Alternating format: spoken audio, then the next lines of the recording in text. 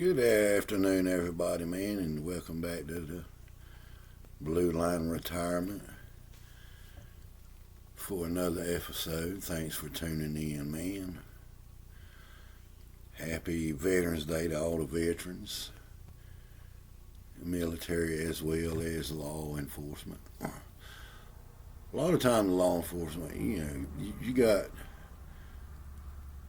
three different shifts, and night shift in particular, that's a very different world. Um,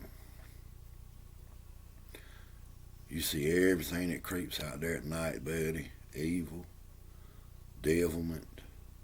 Um, to be honest with you, real life is more scary to me than any horror movie that I have ever seen. And I'm telling you the truth. There is evilness out there. People on the outside looking in don't know. They're quick to judge and, po this and the police that. And I can understand in a way, there's good and bad in everything. In particular, a story that comes to mind when I first got into police work. And I was a young rookie in a small town I worked in, Red Springs, North Carolina. There happened to be at that time on the south end, there was a store called The Pantry. It was a convenience store. Typical convenience store, had the two gas pumps out front.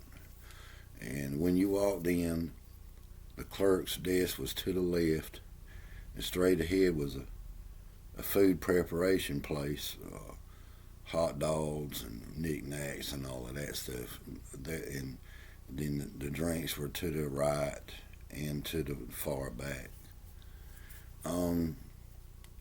A customer went in there one night and seen everything in disarray and saw the clerk was deceased on the floor behind the counter.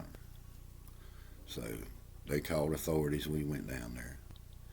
The clerk had been stabbed to death and was left laying, and the cash register was gone. Everything was in disarray.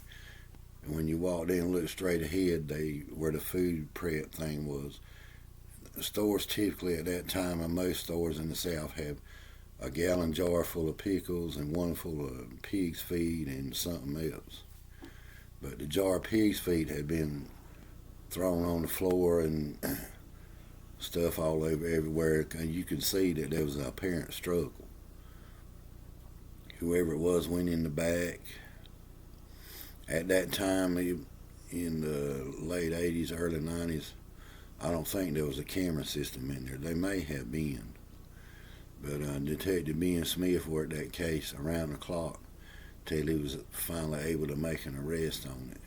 But it goes to show you how evil things can be out there, because we would check the store at least twice an hour. We'd ride through, check with the clerk, and sometimes we'd get out of the car and sit in there with them while they closed so we can escort them out. And then that's usually the procedure, but sometimes it don't always work that way, because you could be tied up on a fight or a domestic call or anything like that just long enough for somebody to go in there and commit their crime. If you're going to take the money, take the money. You ain't got to unlife somebody. Especially the way convenience store clerks don't make a lot of money just running the store. It don't belong to them. They just run the store.